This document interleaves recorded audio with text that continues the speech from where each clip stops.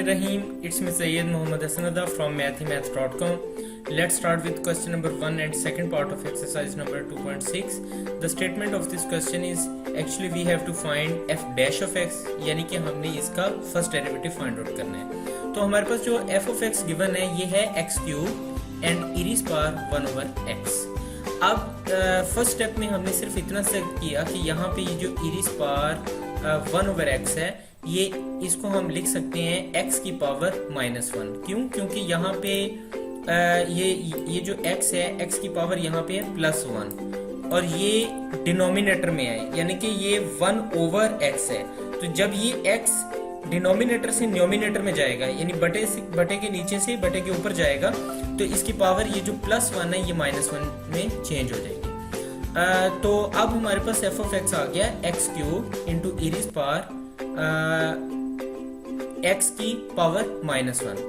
अब हम इसको डिफरेंशिएट करते हैं विद रिस्पेक्ट टू x। तो अब आप यहाँ पे देखें तो हमारे पास यहाँ पे x के दो फंक्शंस हैं। एक फंक्शन हमारे पास ये है, एक फंक्शन ये है, और ये दोनों आपस में मल्टीप्लाई हो रहे हैं। तो जब दो x के फंक्शंस मल्टीप्लाई हो रहे होते हैं, यानी जिस वेरिएबल के अकॉर्डिंगली हम इसे डिफरेंशिएट करने जा रहे हैं वही आपस में मल्टीप्लाई हो रहे हैं, तो यहाँ पे हम प्रोडक्ट रूल अप्लाई करेंगे। और प्रोडक्ट रूल कुछ इस तरह से होता है कि इसके अंदर पहले हम इस फर्स्ट को छोड़ देते हैं, सेकंड का डेरिवेटिव ले लेते हैं, फिर सेकंड को यहाँ पे इसी तरह से छोड़ देंगे और फर्स्ट का डेरिवेटिव ले लेंगे। तो इसी प्रोडक्ट रूल को अप्लाई हमने किया। यहाँ पे एक्स क्यूब को हमने वैसे ही रहने दिया और डिफरेंशिएट कर दिया e raised power x की पावर -1 को। फिर e raised power x की पावर -1 यहाँ पे वैसे ही रह गई और फिर हमने डिफरेंशिएट कर दिया एक्स क्यूब को। नेक्स्ट स्टेप में यहाँ पे ये जो एक्स क्यूब है ये इसी तरह से आ जाएगा d by dx of e raised power x, e raised power x की पावर -1। अब ये जो e raised power x की यानी e की पावर कुछ भी है वो बिल्कुल साथ उसी तरह से आ जाएगी, यानी ये e raised power x की पावर -1 ये साथ इसी तरह से आ जाएगी और हम सिर्फ डिफरेंशिएट करेंगे x की पावर -1 को। सो हमने यहाँ पे ये मैं साइड वर्क में just for sake of understanding, आपकी अंडरस्टैंडिंग डेवलप हो जाए, तो ये x की पावर -1 को मैंने डिफरेंशिएट किया। अब ये -1 पावर रूल के अकॉर्डिंगली यहाँ बैक पर आ जाएगा, तो ये आ जाएगा -1 x की पावर -1, इसमें से 1 फिर सब्ट्रैक्ट हो गया और फिर हम d by dx ले लेते हैं, d by dx ऑफ ये, यानी अभी तो हमने सिर्फ पावर को सॉल्व किया है, अब हम ये फंक्शन यानी x को डिफरेंशिएट करते हैं विद रिस्पेक्ट टू x। सो ये dx over dx, ये इस वजह से हमारे पास यहाँ पे ये 1 आ गया और ये -1 इंटू एक्स की पावर -2 आ जाएगी। और इसके साथ e raised power ये जो है ये हमारे पास है, यानी कि e raised power x की पावर -1 और साथ में इस पर भी पावर रूल अप्लाई होगा। ये 3 यहाँ पर बैक पर आ गया, x की पावर 3 -1 यानी ये 1 है,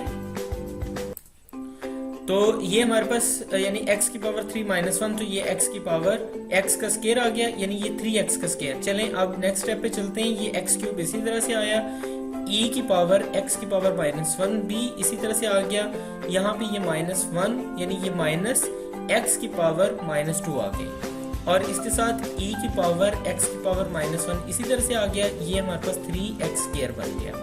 नेक्स्ट स्टेप में यहाँ पे ये हमारे पास, अगर आप सिर्फ इतनी सारी चीज को देखें तो आपको अंदाजा हो रहा होगा कि यहाँ पे बेसिस एक जैसी हैं, यानी यहाँ पे भी x है, यहाँ पे भी x है, और अगर बेसिस एक जैसी हो तो पावर्स ऐड अप हो जाती हैं।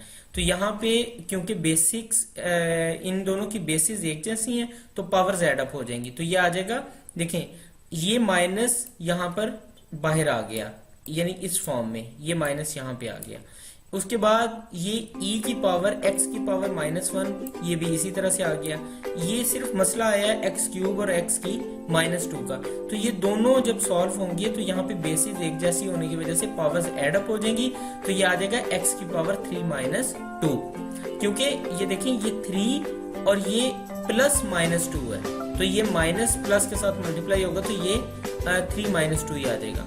और उसके बाद यहाँ पे प्लस ये आ जाएगा 3x स्क्वायर यहाँ पे आ गया और e raised power x की पावर -1 आ जाएगा। नेक्स्ट स्टेप में यहाँ पे ये माइनस ये x की पावर 3 माइनस 2 यहाँ 1 आ जाएगी, सो x ही आ जाएगा, और इस पावर x की पावर माइनस 1 आ गया, प्लस 3x स्क्वायर इंटू इस पावर x की पावर माइनस 1 आ गया।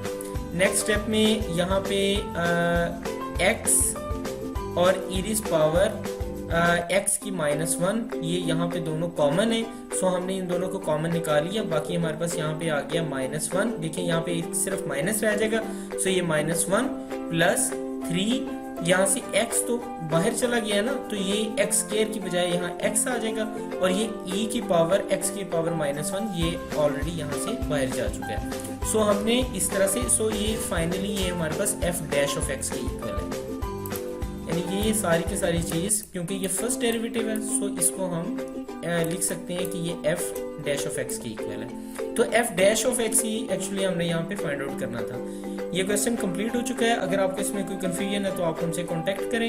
हमारा यूट्यूब का चैनल अवेलेबल है, आप उसे सब्सक्राइब करें ताकि हमारी लेटेस्ट वीडियोस और अपडेट्स आपको मिलती रहें। Thanks for watching math problem.